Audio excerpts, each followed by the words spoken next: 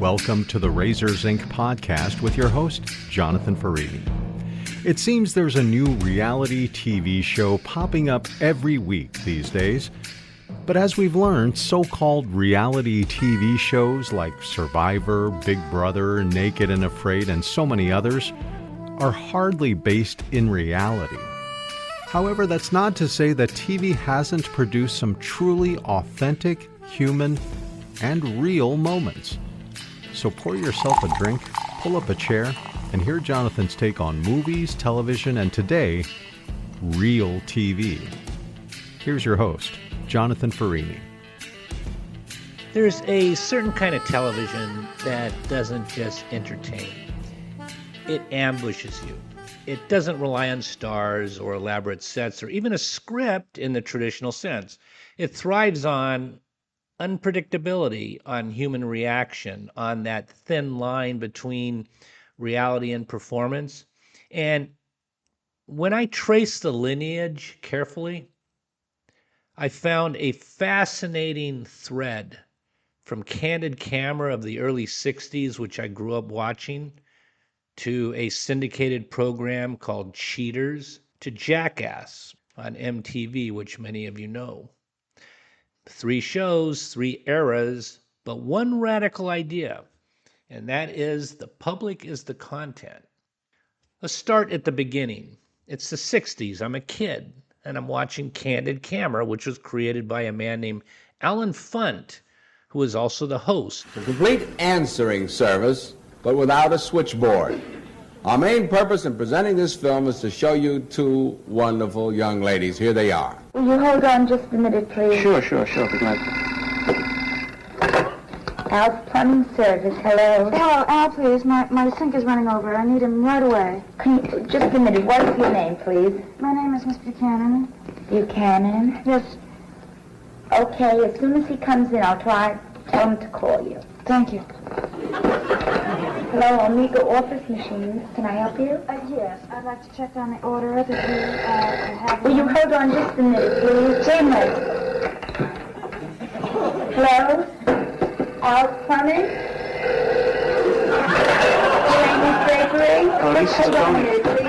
He first appeared on radio in the late 40s before transitioning to TV in 1948.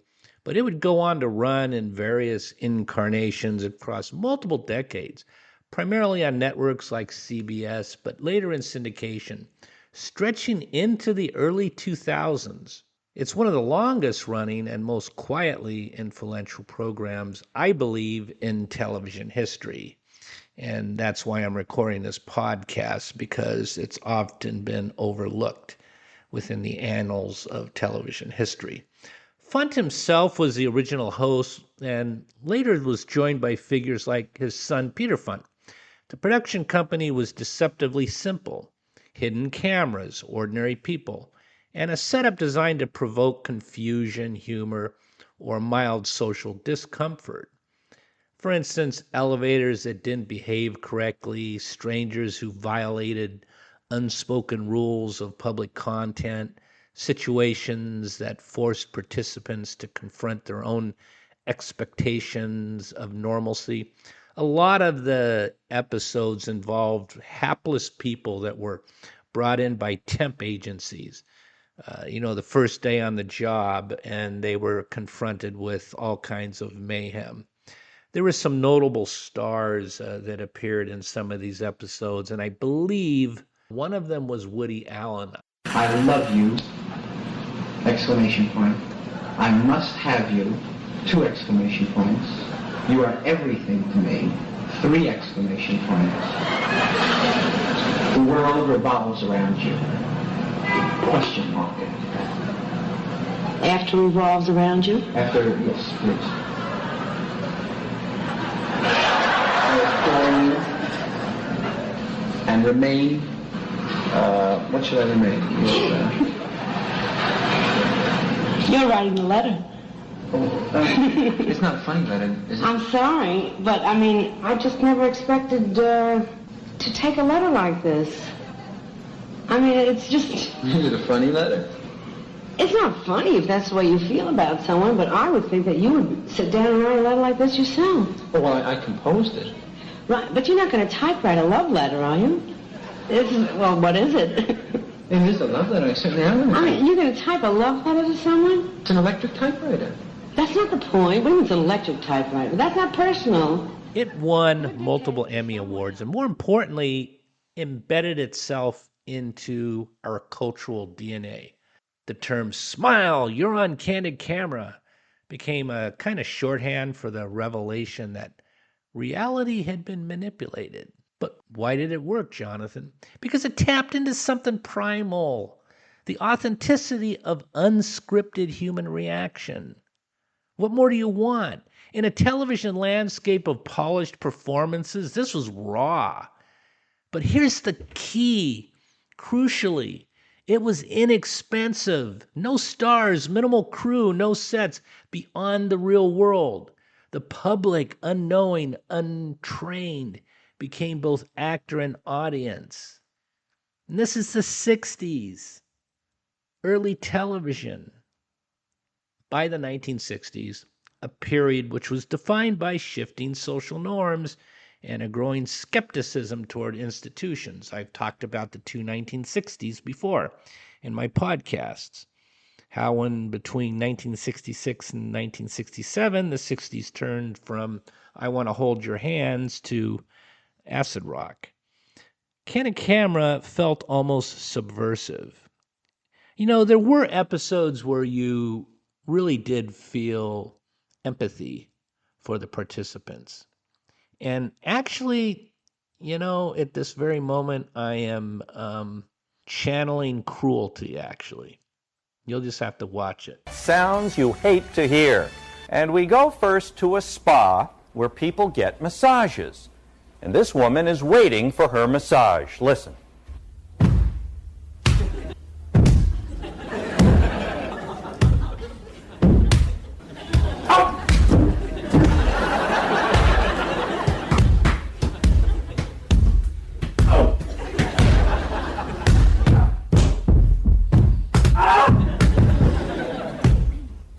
And now to a dentist's office. Listen to this.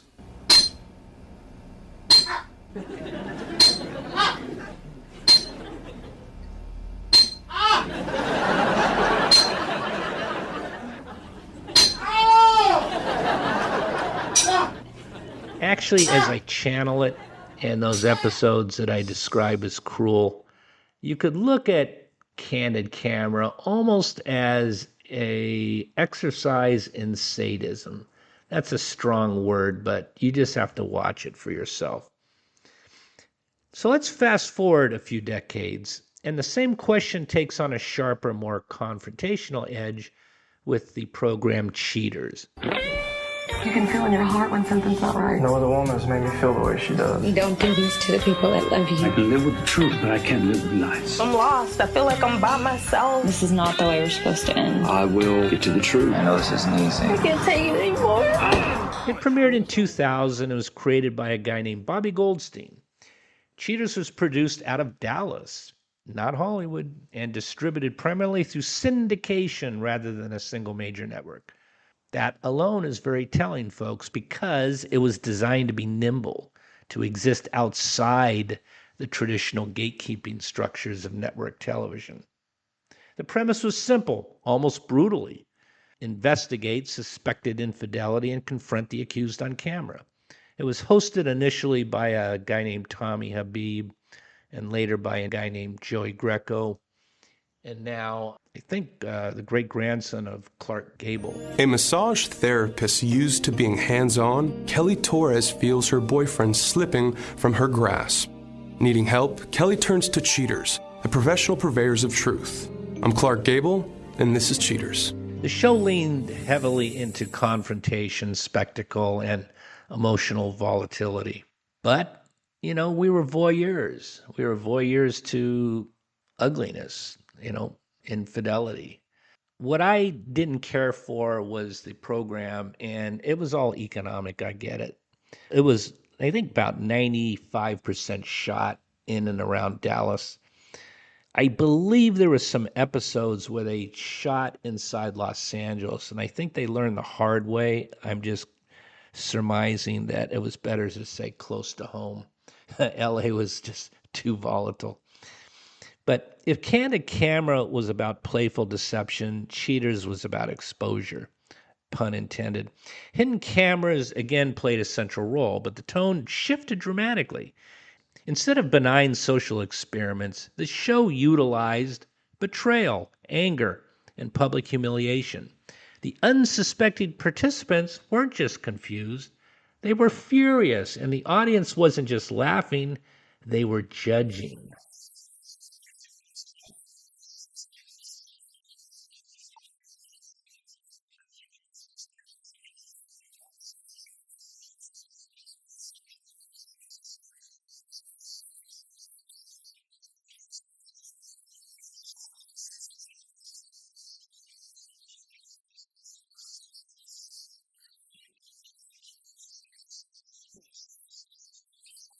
So why was this successful? Because it weaponized reality. It turned private transgressions into public theater. And like Candid Camera, it was economically efficient. A van, a small crew, real locations, no need for high-profile talent. You see, the drama was built in. At its peak, Cheaters produced hundreds of episodes, I think well over 300, and remained in production for more than 2 decades, a testament to its endurance. And yet, beneath the surface, the DNA is the same as Candid Camera, the tension between expectation and reality, that power of the unscripted moment, the audience's fascination with how ordinary people behave under pressure. Now, take that formula and push it to its absolute limit.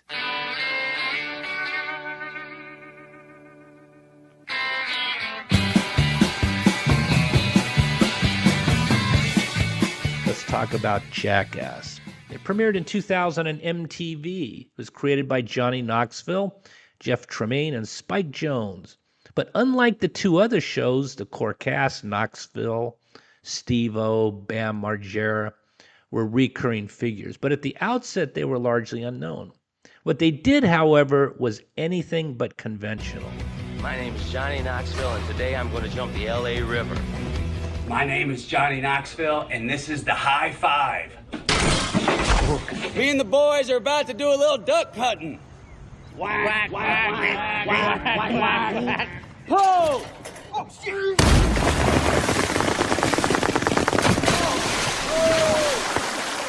It was brilliant. Jackass combined self-inflicted stunts with public pranks, often involving, again, unsuspecting people. They engaged in dangerous, absurd, frequently offensive, and undeniably compelling skits.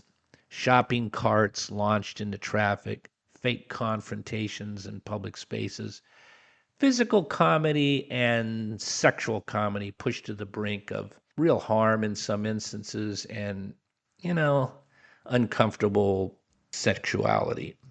The show ran from 2000 to 2002, producing 3 seasons and roughly 25 episodes before expanding into a highly successful film franchise. So why did this one resonate? Because it reflected a different cultural moment. The early 2000s were defined by a kind of postmodern irreverence, a rejection of polish, a craving for authenticity, even if that authenticity was chaotic, reckless, or borderline nihilistic. It just worked. Where Candid Camera gently disrupted social norms and Cheaters exposed moral failings, Jackass obliterated the idea of decorum altogether. But here's the genius, like the 2 previous programs. The genius was economics. No elaborate sets, minimal scripting, a tight-knit crew, but the world itself was the stage. The risk wasn't financial, but it sure as hell was physical. Now, if we step back and we look at these 3 shows side by side, the similarities are striking. First, All three rely on the unpredictability of real human behavior. See, the unscripted reaction is the engine of these shows. Second, they minimize traditional production costs. No need for expensive actors or controlled environments. The authenticity of the moment replaces the need for polish. Third, they blurred the line between participant and performer. The contestants, if you can even call them that, were often unaware they're part of the show until revealed, and they sign the release form. But the differences are also just as important. Candid Camera was fundamentally optimistic, in my opinion. It assumes that people, when confronted with absurdity, will respond with humor or adaptability. Oh, Miss Schiffner. You know, there is one other thing I may have forgotten to mention. Did I tell you that this particular plate was made by the Candid Camera show? Thank God. You want boring? Yeah. All right, because once you accept it, I can't switch it. Wait a minute, I got another one here for you. What do you think? This is the Twilight Zone. No, what does it say? Smile. Smile. Would you do that for me? You're on Candid Camera. Can you guys believe this? And I fell for it all the way. How you doing, everybody? That was the 60s, folks. The early 60s in particular. Cheaters was cynical. It assumes deception, betrayal, and emotional volatility. Jackass is anarchy. It assumes nothing. And it revels in that space. But each of these three reflects its era. The 1960s, a society beginning to question norms, but still grounded in a shared sense of civility. The early 2000s, a culture fascinated by exposure, confession, and the collapse of privacy. And Jackass, straddling the same era, represents the extreme edge, a rejection of structure itself, in my opinion. Now, compare all of this to something like Fear Factor, hosted by Joe Rogan. You're each going to go for a swim in this tank here. Seems pretty easy, right? Well, not if I toss in these. Oh my God! Those are alligators, ladies. Real live alligators. At the bottom of this tank are 3 poles. When I say go, you will slide into the tank carefully. Head to the bottom and retrieve the poles one at a time and place them on a rack. You're really gonna do this, Nicole? I gotta tell you, I never watched an episode of it. Fear Factor premiered in 2001 on NBC, is also built on shock and reaction, but it's fundamentally different. You see, it's controlled. Contestants volunteer. The challenges are designed, tested, and repeatable. The risk is managed. The outcomes, while variable, exist within a defined structure. Now, you might argue, well, stuntmen or stunt coordinators had to work on Jackass. If they did, it was minimal, because I'm telling you, when I watch those episodes, and I watch them over and over in addition to the movies, those fellows are putting themselves in harm's way. And that's why it worked, for me anyways. In other words, back to Fear Factor, it's a production. Candid Camera, Cheaters, and Jackass were disruptions, in my opinion. They don't invite participants into the system. They impose a system onto unsuspecting participants. And see, this inversion is the crucial element. It creates an authenticity that traditional reality competition shows can't replicate. Because when someone chooses to participate, they're already performing, aren't they? But when they don't know they're participating or performing, that's when you get something real. And that's the thesis of this podcast. These shows were ingenious not because they were elaborate, because they were minimal. They stripped television down to its most essential element, human behavior under unexpected conditions. They were, in many ways, purest form of television. And television can be beautiful in its purest form when it's cutting edge. You don't see too much of that on the networks anymore. No script, no safety net, just a camera and a moment. And in that moment, something happens that can't be replicated, rehearsed, or predicted. That's why they endure. That's why they mattered. And that's why even in 2026, in an era of infinite contact and algorithmic precision, the simplest idea remains the most powerful. Put a camera on reality and let it surprise you. Look at the world with the lens. It will perform for you 24/7, 365, regardless of where you are in the world, day or night. And if you're listening to this as a young, aspiring television producer, here's the part nobody tells you plainly enough. If you want to break into this business, whether it's network television, streaming, or whatever comes next, don't try to outspend the system. You won't win that way. Break in with originality. Easier said than done, Jonathan. Okay. But it's all been said before, and it's true. It feels that way. But what hasn't been exhausted is perspective, execution, timing, and original voice. Show up with something fresh. And here's the practical truth. Make something that costs practically nothing. Because in 2026, you're walking around with a production studio in your pocket. It's a smartphone with a high-end camera, AI-driven editing tools that would have been unthinkable even a decade ago. You can shoot, cut, score, and distribute all from a single device. You're not waiting for permission anymore. There's no gatekeepers. The third ingredient, and the hardest, is moxie, chutzpah, the willingness to put it out there, to risk being ignored, dismissed, or misunderstood. But even that barrier has eroded. Platforms like YouTube, TikTok, and Instagram allow you to distribute your work instantly, globally for free. If it's good, truly good, it'll find an audience, and if it finds enough of an audience, it will find a buyer. That's the same underlying brilliance behind Candid Camera, Cheaters, and Jackass. They were original concepts. They were produced for pennies on the dollar. They entertained, and because of that, they were natural acquisitions, easy to pick up, easy to syndicate, high upside, low risk. If I was starting over today, having gone to film school in the early 80s, I wouldn't wait for a green light because I wouldn't need to. I'd build it myself. I'd test it in the wild. And I'd let the audience decide because the time is now. And I'm telling you, go for it. Until I see you next time, please leave behind a soft footprint. And remember, don't try these stunts at home. Class is dismissed.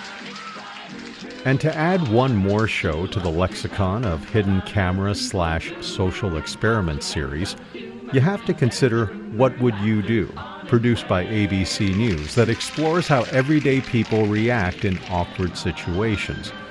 But it poses an important question. What would you do? And just like Candid Camera, one of the best parts is the relief you see when the participants realize what's taken place isn't real. But their reactions definitely were. You've been listening to the Razors Inc. podcast with Jonathan Farini. Be sure to check out Jonathan's collection of fiction at jonathanfarini.com. Also, look for Jonathan's short story, Two Black Dresses, a touching story in which grief brings two women together. Two Black Dresses, already published in the latest editions of Borderless and The Wise Owl, is featured in the 33rd anniversary edition of CC&D magazine published by Scars Publications. Look for it at scars.tv or at jonathanfarini.com. You can also drop an email anytime to razorsincpodcast@gmail.com. Smile.